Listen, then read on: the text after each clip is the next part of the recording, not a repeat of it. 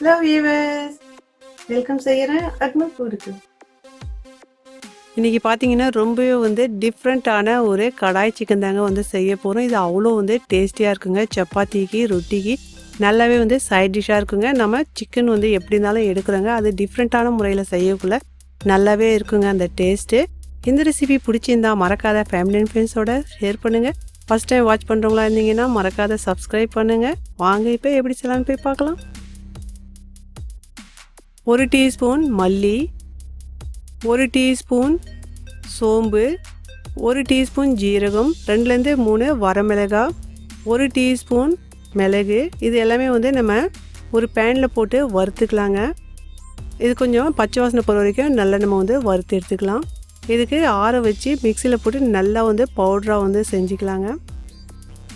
ஒரு மீடியம் சைஸில் 2 வெங்காயம் எடுத்துருந்தேங்க. இதுக்கு நான் இதழாட்டம் ஒன்று ஒன்றா எடுத்துக்கிட்டேங்க. இது எப்படி எடுக்கிறதுன்ட்டு காமிக்கிறேங்க. வெங்காயத்துக்கு 4ஆக கட் பண்ணிவிட்டு இந்த மாதிரி நம்ம ஸ்ப்ளிட் பண்ணி எடுத்தோம் அப்படின்னா தனித்தனியாக வந்துடுதுங்க.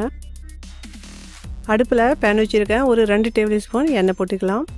நான் கொடை மிளகா 2 எடுத்துருந்தேங்க. இந்த மாதிரி நான் ஸ்கொயர் ஷேப்பில் கட் பண்ணிக்கிட்டேன்.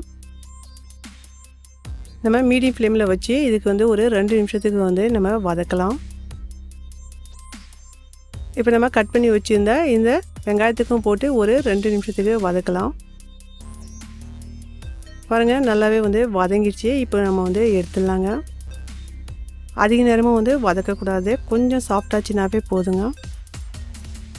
அடுப்பில் பேன் வச்சுருக்கேன். ஒரு 100 மில்லி இருக்குங்க. எண்ணெய் போட்டுக்கலாம். எண்ணெய் நல்லாவே சூடாகட்டும். ஒரு 1/2 கிலோ சிக்கன் இருக்குங்க. அதுக்கு கொஞ்சம் அதிகமாக இருக்குங்க. இது நான் கொஞ்சம் பெரிய பீஸாகவே போட்டுக்கிட்டேன். இந்த மாதிரி உங்களுக்கு பிடிக்கலன்னா நீங்கள் சின்ன பீஸை கூட போட முடியுங்க.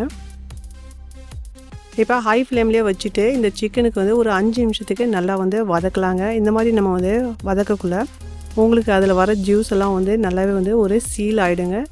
5 நிமிஷம் தான் வதக்குங்க. ஆனால் சிக்கன் வெந்திருக்காது. அப்புறம் நம்ம மசாலாவில் வேக வைக்க போகிறோம். கொஞ்சமாக உப்பு சேர்த்துக்கலாம் வதக்கக்குள்ளேயே. இப்போ எடுத்துடலாம். வதக்கியாச்சு 5 நிமிஷம். ஹை ஃப்ளேமில் தாங்க வச்சு வதக்கணும். நம்ம இந்த ஸ்டெப் ஃபாலோ பண்ணக்குள்ளே நல்லாவே அந்த டேஸ்ட் இருக்குங்க சிக்கனில்.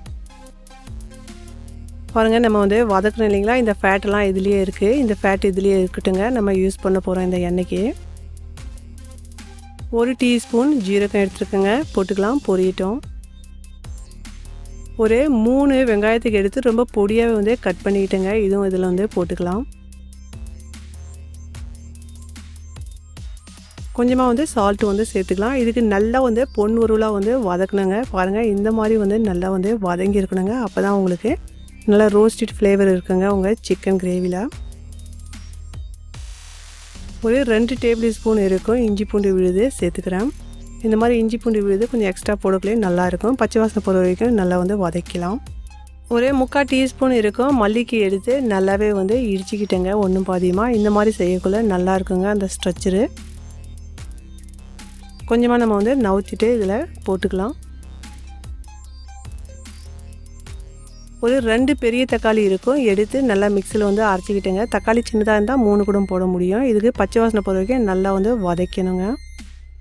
நான் பவுடர் மசாலா எடுத்திருந்தேன். 1 டீஸ்பூன் மல்லித்தூள், 3/4 டீஸ்பூன் மஞ்சத்தூள், 1 டீஸ்பூன் மிளகாத்தூள், 1 டீஸ்பூன் கரம் மசாலா தூள். இந்த லிங்க் கீழே கொடுக்குறேன், தேவைப்பட்டால் பார்த்துங்க. கரம் மசாலா தூள். இப்போ இது எல்லாமே இதில் போட்டுக்கலாம். சிம்மில் வச்சு போடுங்க மசாலா போடக்கலாம். இதுக்கு கொஞ்சம் நேரத்துக்கு வதக்கலாம், ஒரு 2 நிமிஷத்துக்கு. நம்ம வதக்கி எடுத்தோம் இல்லைங்களா, இப்போ இந்த சிக்கனுக்கு இதில் போட்டுக்கலாம். நம்ம வதக்கணும் இல்லைங்களா, அப்போ ஃபுல்லாகவே வெந்திருக்காது.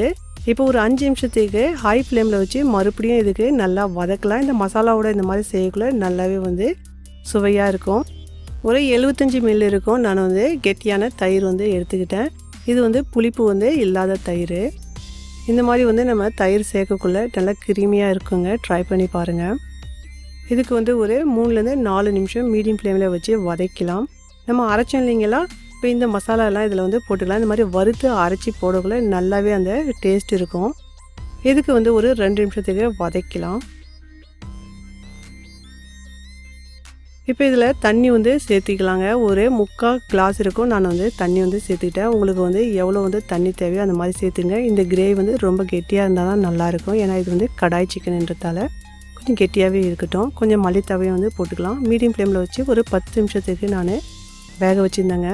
பாருங்கள் நல்லாவே வந்து வெந்துருச்சு சிக்கனு. அந்த கிரேவியும் வந்து நல்லா டேஸ்டியாக நல்லா வந்து அதில் அப்சர்வ் ஆகிடுச்சிங்க, நல்லா கெட்டியாக. கடைசியாக வந்து நம்ம ஒரு 3/4 டீஸ்பூன் இருக்குங்க. இதில் வந்து கஸ்தூரி மேத்தி வந்து போட்டுக்கலாங்க. இது வந்து வெந்தய இலைன்னு சொல்கிறாங்க. இதுக்கு வந்து கொஞ்சமாக வந்து ட்ரை ரோஸ்ட் பண்ணிவிடுங்க. இப்போ நம்ம வதக்கி வச்சுருந்தோம் இல்லைங்களா, இந்த வெங்காயம், இந்த குடமிளகாய் இது எல்லாமே வந்து சேர்த்துக்கலாம். இது கூடயே வந்து ஒரு 1/2 டீஸ்பூன் கரம் மசாலா தூள் இதுவும் வந்து சேர்த்துக்கலாம். இதுக்கு வந்து ஒரு 3 நிமிஷத்துக்கு நம்ம மூடி வச்சு மீடியம் ஃப்ளேம்லேயே வந்து வேக வைக்கலாங்க. பாருங்கள் ரெடி ஆயிடுச்சு. எவ்வளோ கமன்னுட்டு அந்த வாசனையும் வருதுங்க. இது வந்து சாப்பிட்றதுக்கு ரொம்பவே டெம்டேஷனாக இருக்குங்க. இதே மாதிரி வந்து செஞ்சு பாருங்கள். எப்படி வந்துச்சுன்னு மறக்காத காமெண்ட் பண்ணுங்கள். நம்ம வந்து போட்ட அந்த மசாலா எல்லாம் நல்லாவே கோட்டிங் ஆகி அவ்வளோ அருமையாக இருக்குங்க அந்த சிக்கனில். இந்த ரெசிபி பிடிச்சிருந்தா மறக்காத ஃபேமிலி அண்ட் ஃப்ரெண்ட்ஸோட ஷேர் பண்ணுங்கள். பக்கத்தில் இருக்க பெல் பட்டனுக்கும் ப்ரெஸ் பண்ணிக்கோங்க. நான் போகிற ரெசிபி உடனுக்குடன் உங்கள் மொபைலில் வந்து சேருங்க. இதே மாதிரி வந்து செஞ்சு பாருங்கள். Enjoy food.